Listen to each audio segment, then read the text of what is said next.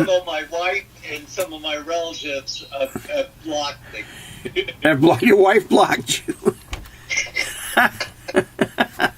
All right, I'm with a famous Neal Berlin, TriMet light rail operator extraordinaire, and we haven't been able to do any of these chats lately because I've been addicted to the TriMet scanner, and if it's a choice between TriMet scanner and TriMet board, TriMet scanner always wins out for me. But I want to watch this. Let me get this set up. Where we live, the Max light rail system with Neal. Okay, you see that, Neal? You okay? Yeah, I've seen it. Okay, we're gonna watch. Neal's already seen this. I watched about 2 minutes of it. I think it's only like 4 minutes long. No, it's 16 minutes, I think. Oh, really? Well, what does it say? No, it says the one I was watching was like 16 minutes. So wait a minute here. Go back a bit. Okay, this one here. Okay, this one here. Okay, it's a podcast. There's nothing to watch, but it's 16 minutes, okay? But you can listen. Okay, the podcast I didn't laugh. All right. The podcast the one I watched was yeah, you watched the news broadcast, but that's only 4 minutes. This one's the full version. So we're gonna listen to this and comment. All right, you ready, Neal? Yeah, I'm ready. Go ahead, Al.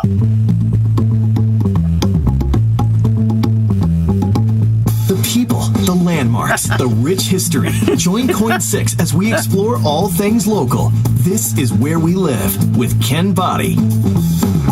It's one of the busiest mass transit systems in the United States. All right, stop right there because that's immediately false. It's not one of the busiest transit systems. New York, Boston, New Jersey, Portland. What has Portland got? Like 4% of the population riding their transit system.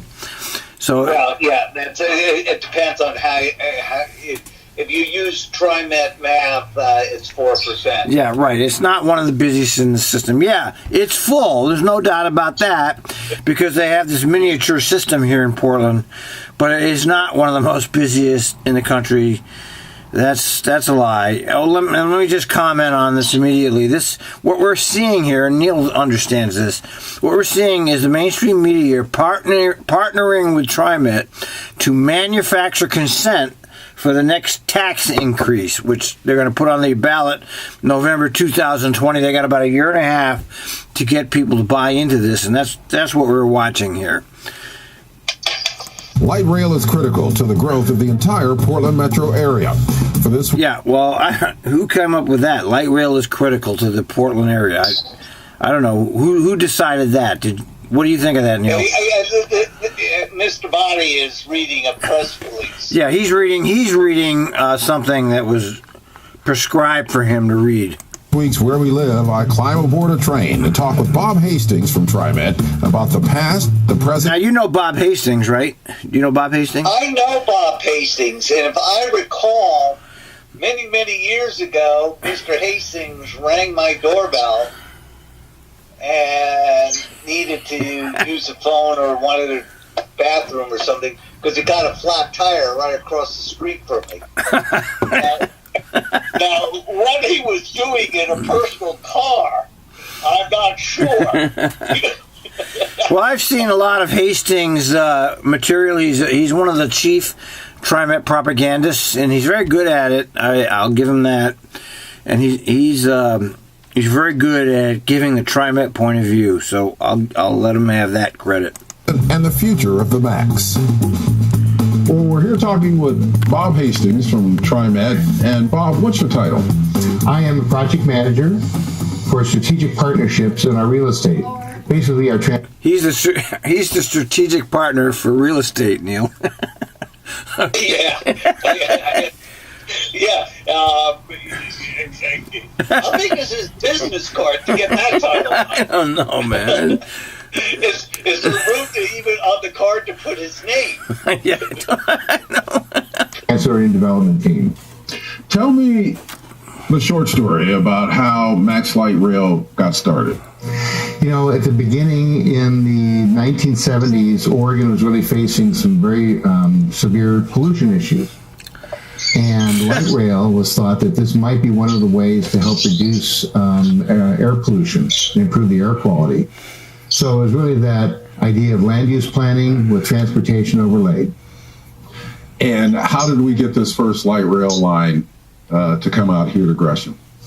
Boy, it was a big lift. It took a lot of political leadership, both at the city of Portland level, Gresham, Multnomah County, just all sorts of regional partners, also the state of Oregon, Oregon Department of Transportation. And the vision was that by this first light rail project, it would really help show to folks that maybe transit, light rail transit, could be part of the future for the region. And has it turned out that way? Boy, it really has. We've seen over the years ridership growing across the whole region. But that very first line from downtown Portland out to Gresham, that was the one that sort of had to pave the way and prove to folks that this was a viable way to get around the region. How were the routes chosen, the light rail lines themselves? Okay. The selection process goes through Metro, which is our regional in the expectations of ridership never materialized to what they said it was. So they kept readjusting their numbers, and my God, lo and behold, once you lowered them enough, you cleared the bar and claimed success. So the ridership numbers never initially ever met their expectations. Well, the transit system in general has been flat for almost 10 years now. It's, on top of that, you notice how carefully he tiptoes around, not mentioning the word, the name Neil Goldschmidt. Well, we never hear from him at all anymore. I mean, after the scandal of his rape of the young girl. He was another one of these pedophile oligarchs that seem to inhabit the world. And there's still a lot of people around who knew, who said nothing. Yeah, right. That's right. He was, in a power position, and that's how it works, And he's planning authority. And we TriMet follow the lead that they've established. What they're looking for are ways to link, as we grow as a region, where our land use is going to be, that the transit system really supports that diagram. And that's what we've been doing over the last, 30, 40 years. Now, when you look at... Unfortunately, it's not true. It's not what they've been doing. As the ridership has been flat, it kind of negates all of these arguments that somehow it's necessary, because the population keeps growing, but the ridership doesn't keep growing along with it, and that's an well, we have to. You got to watch your terminology. Ridership and the number of people riding, actual riders, are two different terms. Okay. So, what do you mean? TriMet uses the term ridership. So if I get on a bus in Oregon City... They use trips, actually. Trips. Trips, right. Right. So trips and riderships are whole different things. Are two different things. And there have been many studies, and there was a wonderful national NPR program many years ago on transit in this country, which Portland was featured. And one of the things they said in that, which still holds true today, not only population has grown much faster and uses proportionally less public transit, but even if you look at the number of car registrations, it is nowhere even kept pace. Ridership has not even kept pace with that. No, it's been by an objective criteria. I hate to say it, it's been a failure basically, because it has not performed as promised. It has not cut congestion whatsoever. Portland is like number 9th in congestion now. It didn't deliver what it was promised. But You know, they're not going to tell you that. They want your money. The routes that have been taken They've since got so much invested in management structure. Oh yeah. There's a whole industrial complex, and it's just huge over there. TriMet Capital Projects is huge, and TriMet Capital Projects is making the policy decisions around what needs to happen at TriMet, and so that's what we're seeing is the TriMet Capital Projects controlling public policy here. And it's huge. It's lots of money, and people, they're not going to give up their great lifestyles and their great paychecks unless they have to. And did you see the article? And I'm sure I don't know whether you will mention it. The 35 people appointed.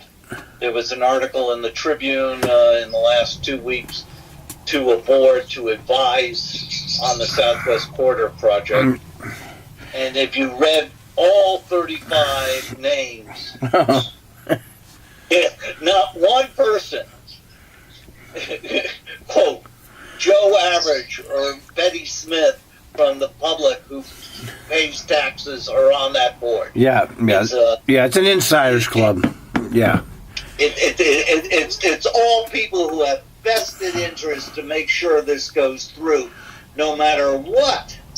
Right, it's an insiders club all the way. Yeah, I know. We know the truth. Unfortunately, the general population doesn't. And Mr. Body here is just going right along with it. Well, he's mainstream media, and mainstream media is there to make sure the industrial complexes get what they need. I mean, mainstream media is part of that whole game. They're not there to buck any of that. They're there to support it. Key light rail stations. I know the city of Gresham is looking for, again, making more walkable, compact city, and the light rail stations that we've established are really going to be part of the keys to that. Well, I think if people have been along all of the system lines, that really plays out in Beaverton, the station you have there, with the Round and City Hall and residences out there. It just seems like that has worked at that particular location, especially. So we've seen a lot. You have anything to say about that, Neil? Oh my God! Let's take the Round at City Hall. The city of Beaverton and its current mayor, who we have watched testify numerous times before the board of directors, TriMet board of directors, just falling all over himself with great praise for them, but not realizing that whole Round project had gone through a series of serious delays. It was about to the point of where it was half a third of the way done, and if something wasn't going to be done, it had to be torn down. And so the city of Beaverton stepped in and bought the bankrupt project and moved their city hall in there, which is, and if you look at that complex of the three buildings on that side,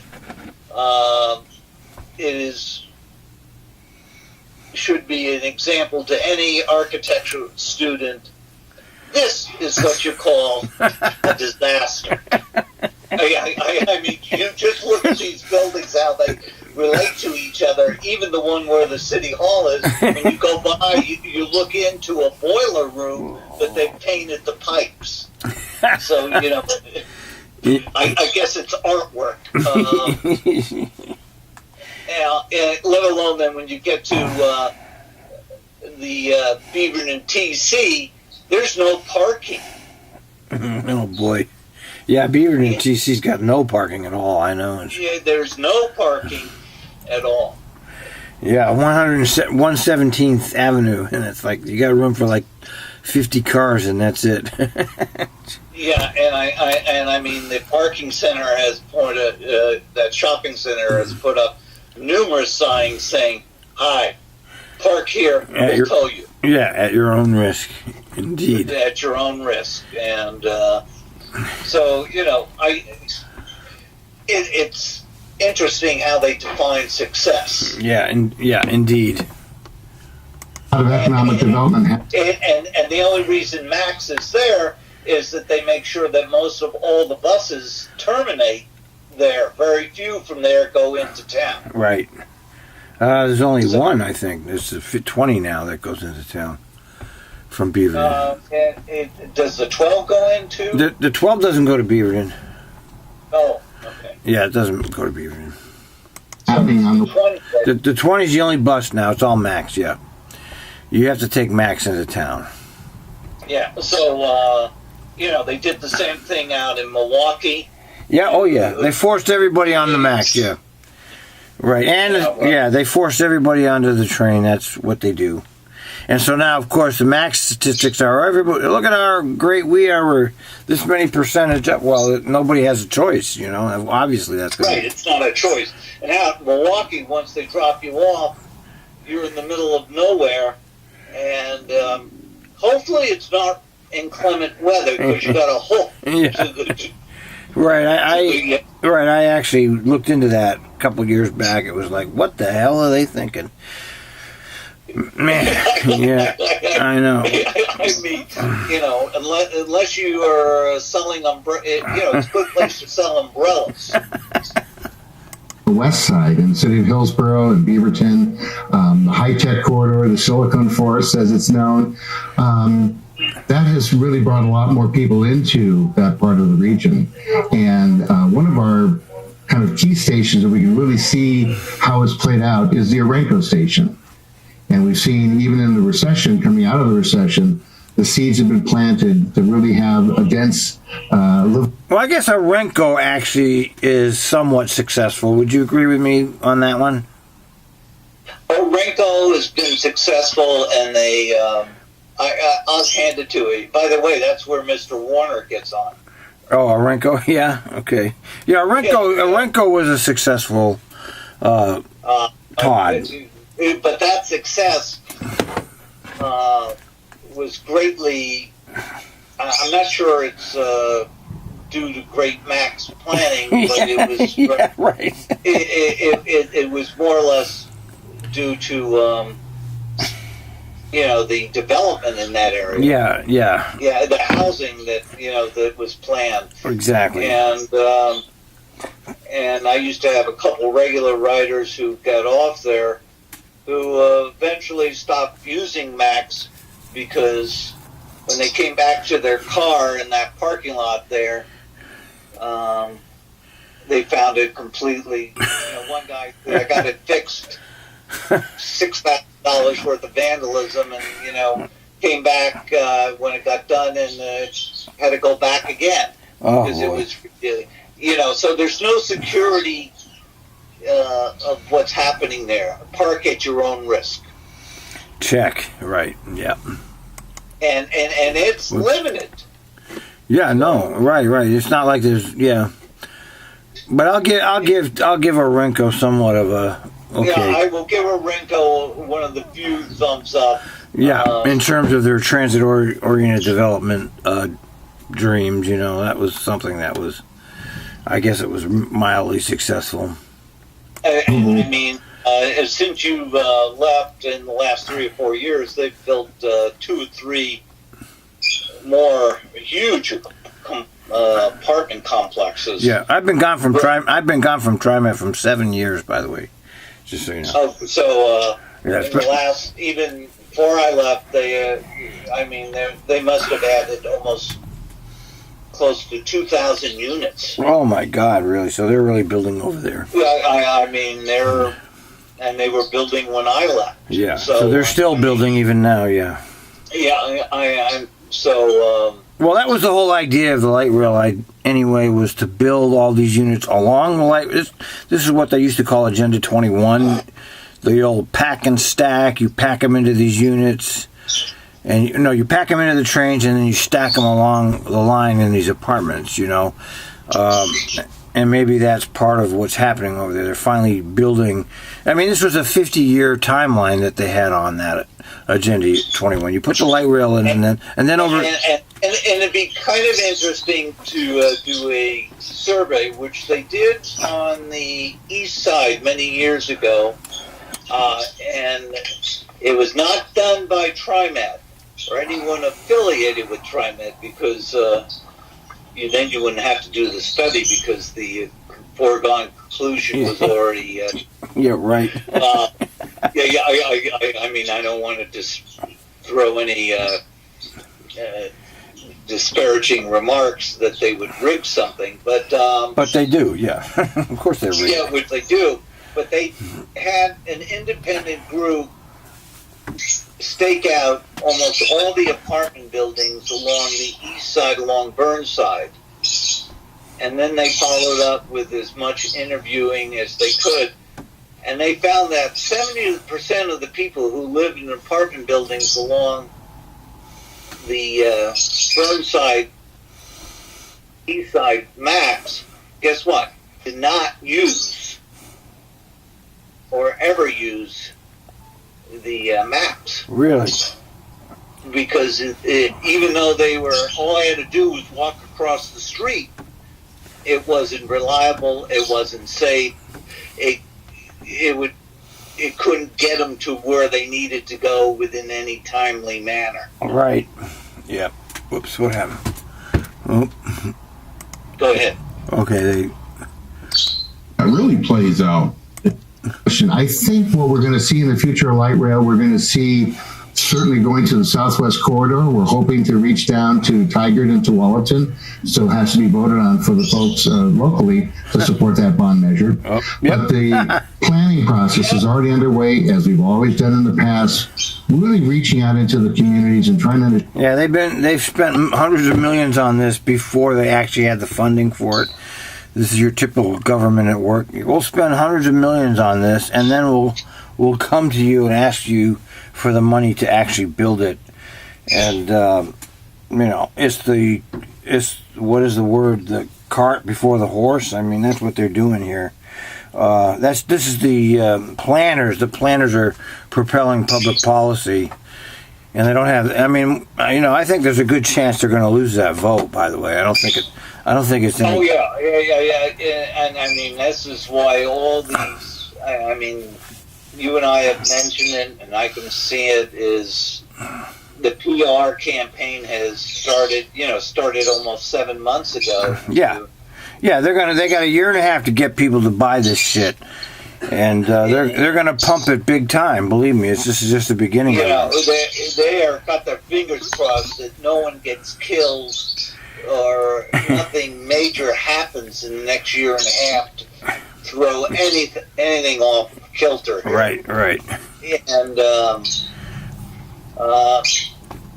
even before the Green Line was even done, they were out surveying for this Southwest Corridor. Yeah, this industrial complex is used. I mean, this, as far as their mind, this was a, quote, going to be a done deal pretty much before, the first public hearing was done. Right. And as you said, they have gotten millions and millions sunk into planning and and the millions that were sunk into this all went to the planners, the engineers. This is an employment program, is what this is. It's an employment program for these engineers and planners, and they're hoping to extend that to the construction contractors. Here, that's what it's all about. Understand what is needed at that local level and what is needed at a regional level. I think the recent opening of the Orange Line, the Portland to Milwaukee project, kind of demonstrated to folks that we can do light rail stations that are very sympathetic to the neighborhood and sympathetic to the local needs. The Tillicum Crossing Bridge, that was a real benefit of that line as well. It's one of Tillicum Bridge that doesn't serve anybody but TriMet and some bicyclists. It's all. It is a absolute disaster in terms of facilitating public transportation. Yeah, it's just used for one line and a couple bus. It hasn't done anything for congestion. There are 2 bus lines, 1 streetcar, 1 max, and a bunch of bicycles and right, and pedestrians. And because it intersects with 2 or 3 private short line railroads and one mainline railroad, you can't push any more through there. Yeah. No, it was a specialty bridge. It didn't do anything for congestion of the region. They made a whole big deal out of Bridge of the People baloney. The only reason that bridge was built was 2 reasons. One, it was the most expensive idea that they could come up with, and to generate money that they could put in the bank, draw interest on, and use and disperse. 2, eventually that bridge is the key to getting a streetcar or a MAX to Lake Oswego. Oh, I see. And that property along the alignment to Lake Oswego has already been snatched up by developers by a guy heading a non-profit organization that sounds altruistic, a guy named Rick Gustafson. Oh, Gustafson. Yeah, we know who he is. Yeah, Mr. Gustafson does one thing extremely well, looking after Mr. Gustafson. And, he's a real player in Portland. Yeah. And his pay, and the people who pay him. So he is heading up this nonprofit, which is made up of mainly developers who have already trying to buy as much land along that old future development line to it. He's also involved with the Los Angeles Blue Line down there. And, that's interesting, yeah, really. He was also for 12 years head of the Portland streetcar. Yeah, oh yeah, that's how I know him. In which, quote, he resigned, said, it's time to let other people take the reins. Yeah, he resigned because he knew that the auditor report was coming out, pointing out such malfeasance that, truthfully, he and Mr. Blumenthal and a couple others should be wearing orange jumpsuit. Yeah, I'm not kidding you. Right. Most people have never read that auditor's report, and it was Oregon Iron Works changed its name, sold, everyone involved got dispersed. Obama got them jobs. Yeah. Elsewhere. Right. And right. That was quite a scam. The question was never answered. So what happened to the $370 million? Right. Yeah. It's another thievery. Typical American fucking bullshit. And by the way, the streetcar has just gotten another grant to expand. Yep. I mean, yeah. Ridership is dismal. I thought it was like big ridership on that streetcar. Well, the extension that follows Route 6 along Grand and oh yeah, that's dismal. But that is referred to the nickname as the ghost train. Yeah. Because there is no one riding it. Yeah. I mean, let alone that either it's following the bus up the same alignment. Right. And let alone that most of all the streetcars from Oregon Iron Works that they purchase are reached their end of the life. They were junk to begin with, and so they needed money and let alone to buy a whole bunch of new ones, and they haven't said where they're getting them from. Yeah. I think it's Brookstone and or Liberty, one of the two manufacturers in this country, and it's like no one is looking. Yeah. No, that's exactly what's happening. They're getting away with this because nobody's. How many people are paying attention? Me and you and a handful of others. Nobody else is. Nobody knows what's going on except for this tiny little group of transit geeks. Nobody else knows what's happening. And yeah, and if we bother to go show up to any of these meetings, we got 3 minutes. And yeah, they don't care. Nobody. You show up, you talk, they tell you to go. Thank you, and the mainstream doesn't cover any of it, and you're wasting your time basically going to the meeting because nobody cares what you think, and they're not going to cover it, and these directors certainly don't care. They're just following their legal obligation. Let's move along. Bridges in Portland now. It's recognized internationally as one of the most interesting bridges, certainly in Portland, but also across the country. We get a lot of visitors coming into. Come on, Mom. Mom's in the region. There's a guy who believes his own press release. Yeah. It says the goddamn pedestrian bridge, big fucking deal. And one of the things now that's a kind of icon, they want to go across the Tillicum Crossing, either on a bike, on a skateboard, walking, certainly by transit, everything but by private car. And it's certainly unlocked for Oregon Health Sciences University, as well as OMSI, a future development that will happen on either side of the bridge. When we look at our transportation in the Portland metro area, people are really concerned about congestion now. The freeways are packed. It seems like rush hour is all day long now. TriMet looks at that and... Oh, geez, what happened? This resets itself every so often. There's no problem. By the way, remember there was a test for the name, and they didn't even go with the most popular name. Yeah, Kirk Reeves Bridge. Kirk Reeves, yeah. Yeah, Kirk Reeves. And they certainly didn't choose the name I submitted. Which was?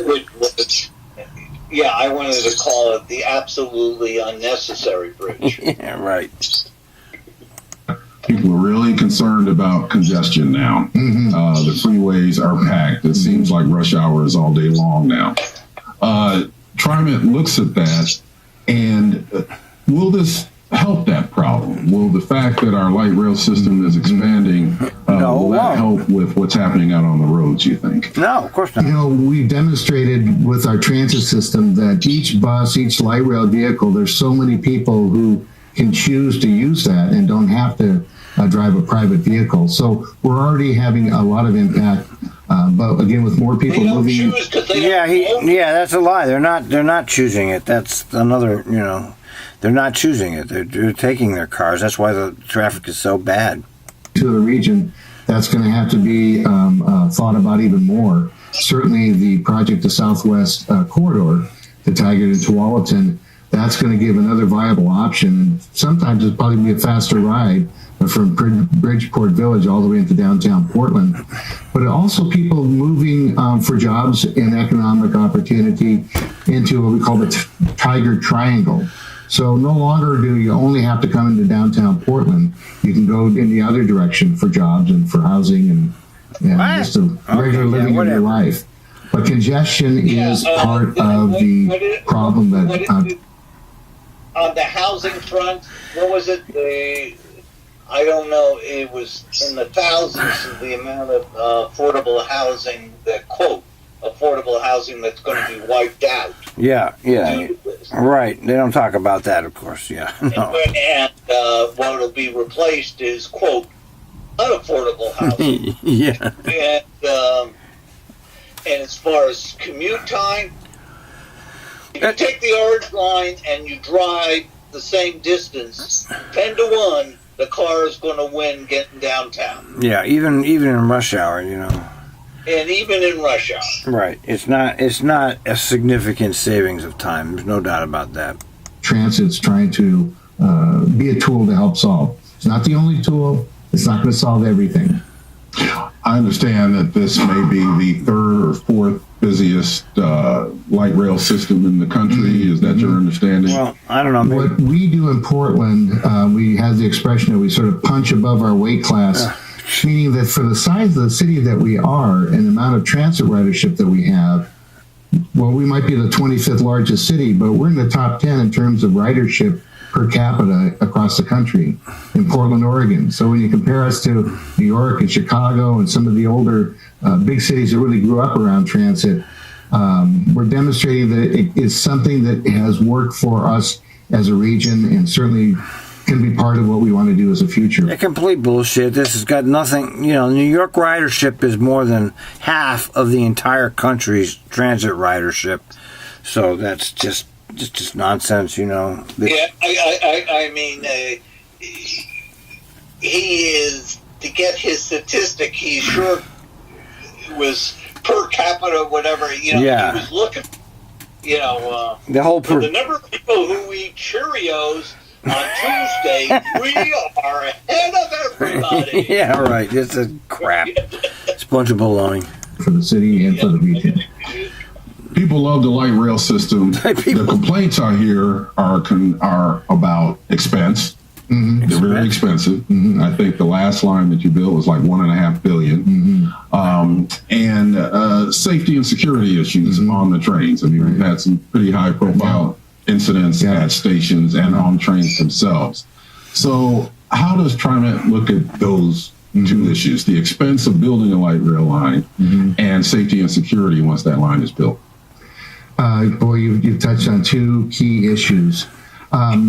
You're right. The expense of building the light rail project, it's really a regional investment. But it also allows us to capture some of the federal funding that we wouldn't ordinarily get. So the cost... There's no federal funding as long as Trump is in office, by the way, just so people know that. And I was talking about this before Trump got elected. I said all these grant applications and all these ideas that people had should have been put on hold until after the election. Of course, they didn't. They just plowed forward because that's what they do. And how Governor Brown has lambasted the president and his crew. He's just going to say, I just love it and I don't mind. Right. He's not going to help Portland, Oregon get capital funding. And there's no guarantee he's not going to win next time around. So, I mean, you're just... You're hoping for a scenario that might not play out. Impact. Ken and this guy says federal funding. It is like, what? Do you believe in the tooth fairy or something? Yeah, right, exactly. You just put your tooth underneath there and millions arrive. And where does that come from? That's your tax money. Right. Well, you know how I feel about this. Anybody that actually voluntarily gives their money to the government is a complete idiot. I mean, I don't care what it's for. You're just an idiot to actually vote for a tax increase on yourself. It's ridiculous. You're stupid. It's just only stupid people vote for a tax increase on themselves. I mean, in this town, and they always make sure. And I'm sure that this bond measure, if they can put it off to May, not a November election, but a May election, okay? For the reason in October you get your property tax statement. Yeah, right. So you definitely don't want it. That's why most school measures are voted in May. Yeah, but most people aren't paying property. They count on that. When they put these things for vote, they realize that most people aren't paying property tax. They're renters or otherwise. That's how they pass this stuff. They pass it by the majority are not going to pay the tax. So they vote yeah. They think they're not going to be. They think it. They don't see it on the obvious. Right. They don't realize that they are down the road, but at the moment they're voting, they're not paying the tax. They're not a property owner, so they pass this shit, They don't realize that down the road that's going to affect them, but, America... And on top of it, even I don't know whether you've been following that, Oregon has just passed a rent control bill. But they're a little late in that. That should have been passed about 5 years ago. But, I mean, at the rate... So it's only a 7% increase. Well, I guarantee you, I haven't read the bill per se.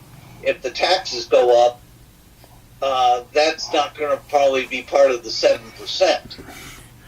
Yeah. Oh, yeah. I mean, that's just a feel-good thing anyway. Really, and there's all kinds of exceptions to that are not. You're right. Right. It's still that ticket price that they're looking at, that $2.50. Or now with our low-income fare, it could be half that. So I know people look at the big picture, but I think they also look at how does it affect me? How can I find that transit pass and get in and utilize light rail? Will I feel comfortable on it? Do I feel comfortable either going to a Blazer game or doing shopping? That's the perception, and that perception is really important to what we do, both for the vehicles that we have, the way we give our service, the way even our light rail stations are designed. That perception is really important. So I'm putting a greater emphasis on we've got to do more. We have to provide both people on the system that you can reach out and say, hey, I've got a question or I've got a need. We have ways that we were looking at our stations with closed circuit televisions, with uniformed folks on the system. I think we're doing a lot more to address that perception of safety that folks have. Yeah, right. Just a couple more questions here, Bob. I understand that we've done stories, as a matter of fact, about the switch from the individual paper tickets to things like the Hop Pass. So tell me how technology is changing how people will access the system. Yeah. And what about people from out of town who don't know about Hop Passes and everything, That's a great point, Ken, because we get so many visitors now to the Portland region, and they come for a wide variety of reasons, from microbrew. Oh, Jesus, it did it again. All right. That's all right. I got it. I mean, as we've discussed, you and I before, this thing is cost like $50 million.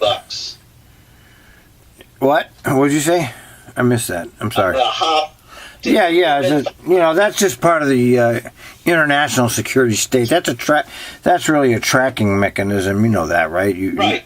Yeah, they just want to track the riders and where they're going.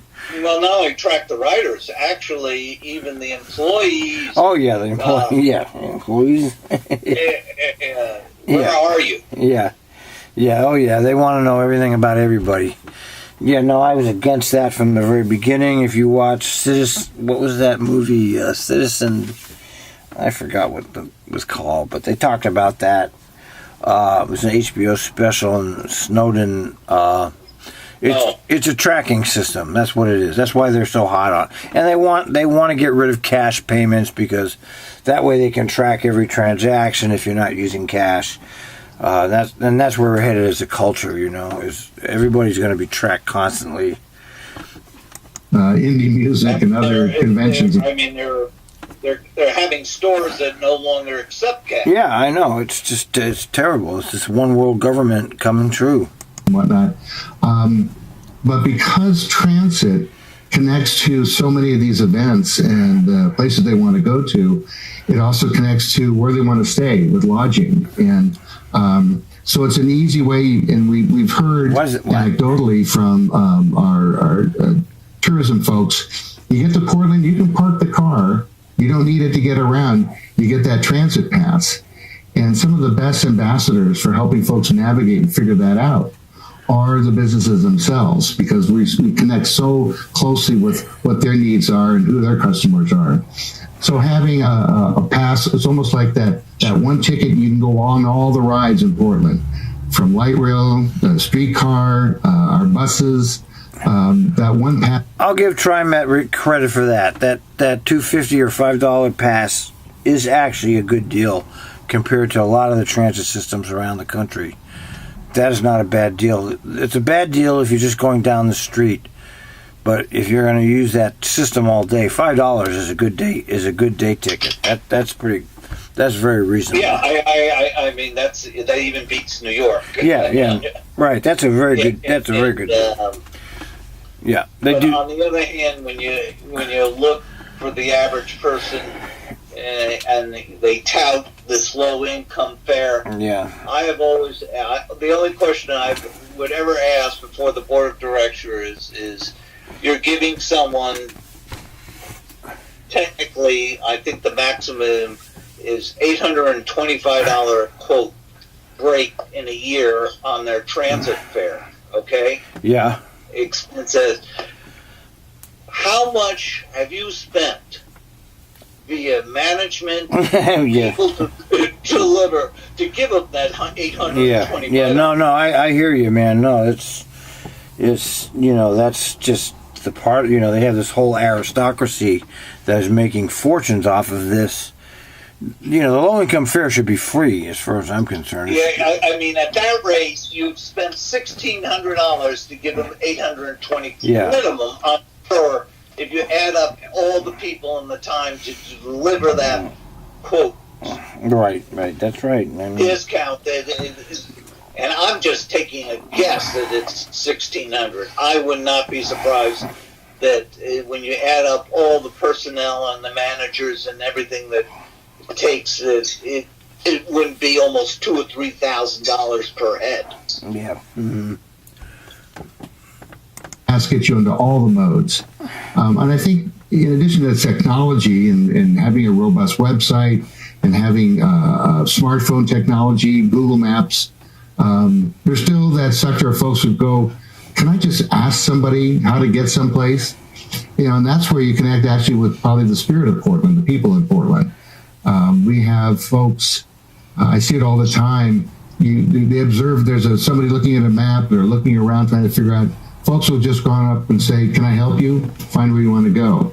I think Portlanders just kind of navigate towards folks that help them out in that kind of complex environment.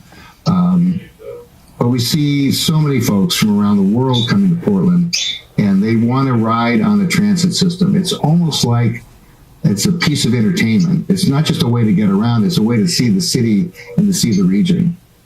But I'll still have the ability, say I just want to take light rail from downtown to a Blazer game and back.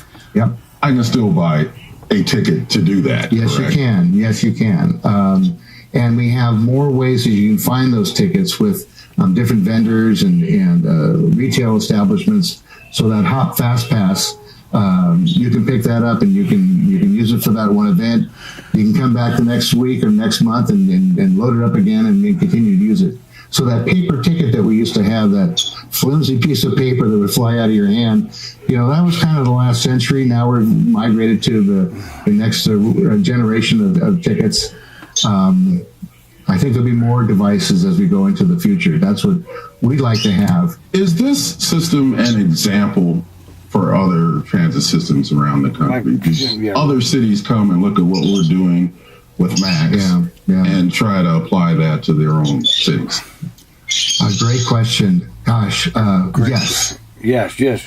People have heard around the world, as well as up in Seattle and down in Eugene, there's something that's happening here in Portland with this Max system.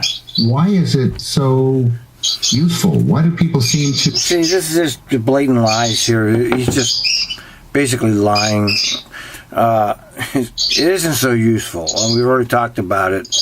I mean, they do come here to look at it because Portland was the place that transit-oriented development started. That's where the whole idea of it started, was in Portland. But it has not, as a transit option, it hasn't panned out. As a development tool, yeah, it has panned out. The developers like to make money on this. So yeah, it's not really.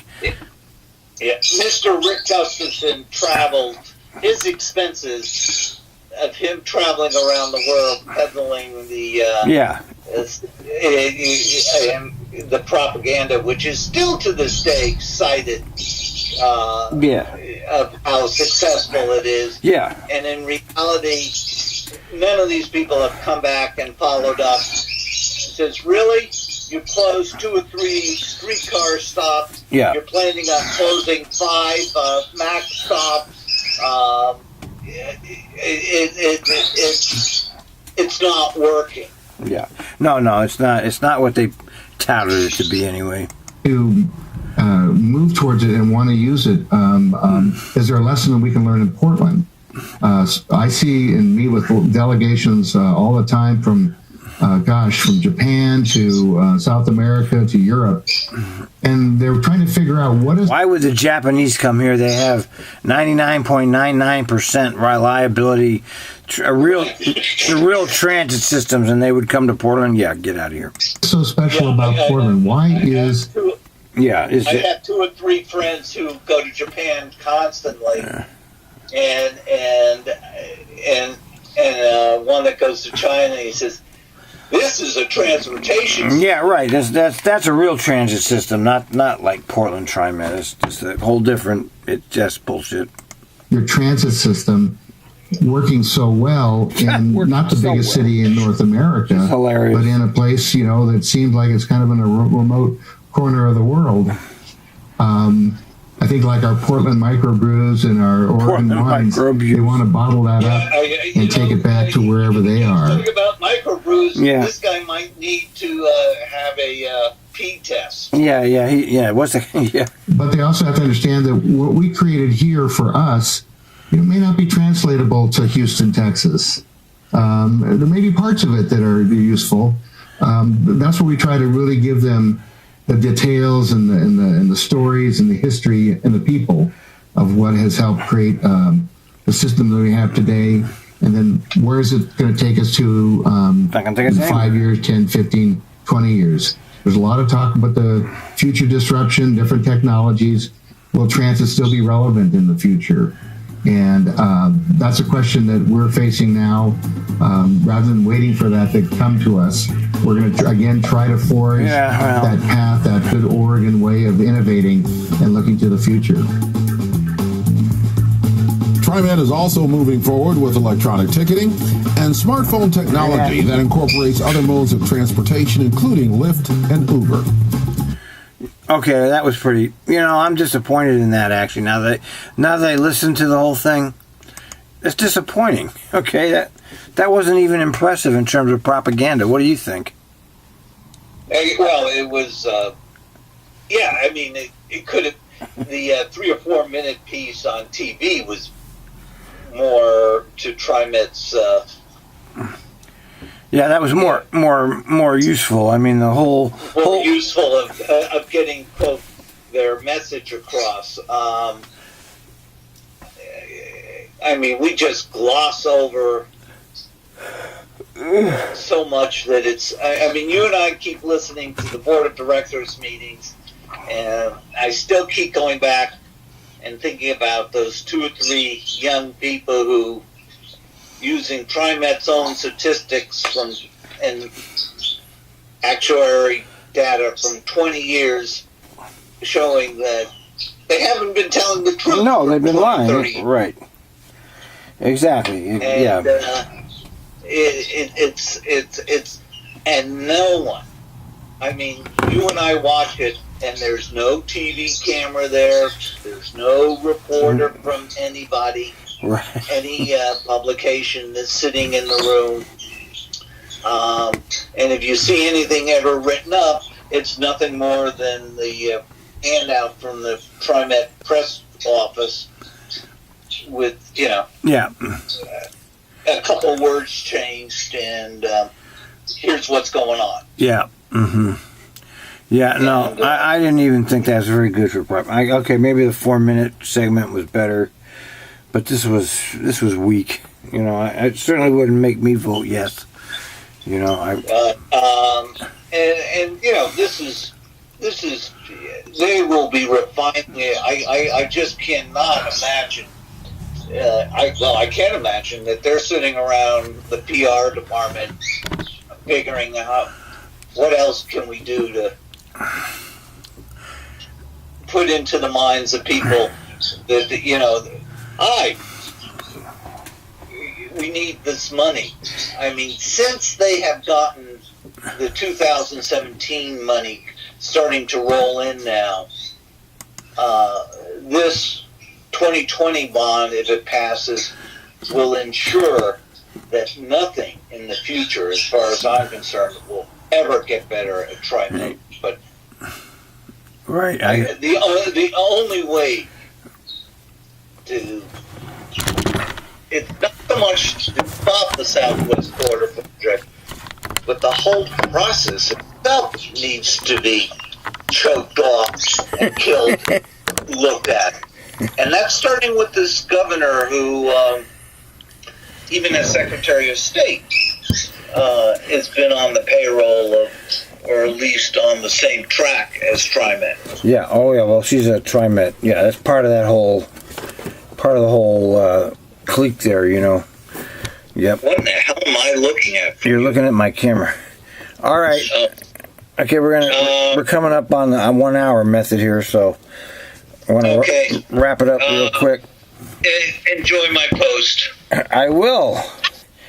Thank you, Neil. All right. All right. If you can have, I've just posted that on on the Facebook. I have to do it on Facebook, but I also I did it on Transit Operators of America. Okay, so well, put it on your personal page, because I look at your page. I don't look at much Facebook anymore, but I do look at your page and a couple others, and so put it over there so I can see it. All right, we'll do. All right, Take care. thanks, Neil. Bye. Bye. Bye.